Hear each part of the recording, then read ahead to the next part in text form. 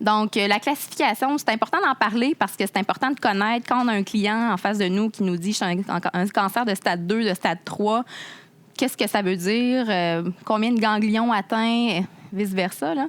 Donc, on peut avoir une bonne idée ici. Le T, c'est l'étendue de la tumeur primitive. C'est vraiment la façon qu'elle s'est propagée.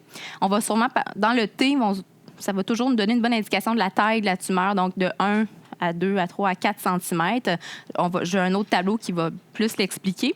Le N, c'est l'atteinte des ganglions. Et le M, c'est les métastases, donc le TNM.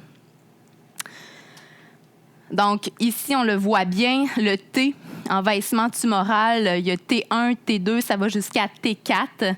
Donc, T1, TIS, là, tumeur intraépithéliale in situ, c'est non bénin. Donc, ça veut dire, par exemple, si je prends l'exemple du cancer du sein, un cancer in situ, ça veut dire qu'il s'est développé à l'intérieur d'un canal, un canal au niveau du sein, puis il n'a pas atteint rien autour, on peut l'enlever, c'est pas cancéreux. Donc, ça, c'est des cancers in situ.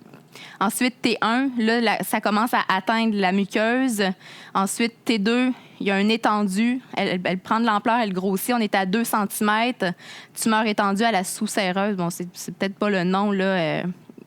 La sous-séreuse, c'est vraiment en dessous, en fait, de la tumeur, vraiment au niveau plus extensionné de la tumeur. Et tumeur envahissant. Et stade 4, tumeur envahissante. 3 et 4, habituellement, là, c'est une tumeur bien vascularisée, en fait, qui est assez destructrice. Des masses de 4 cm, là, c'est des masses importantes. Ensuite, le N, envahissement ganglionnaire. Donc, on a N0, il n'y a pas d'envahissement.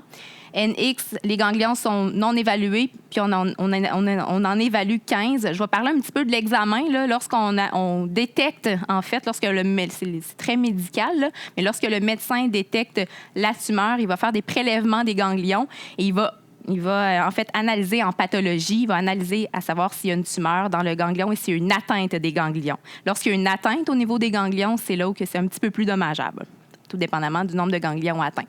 Donc, N1 à N3. N3, on a plus de 15 ganglions atteints.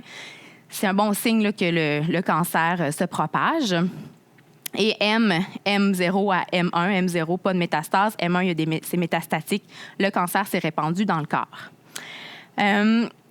Ça ici, ça peut varier en fonction des types de cancers. Ce schéma-là, c'est un schéma que j'ai vraiment emprunté pour le cancer du sein, mais ça reste toujours le stade TNM. Donc, TNM à retenir pour les autres types de cancers.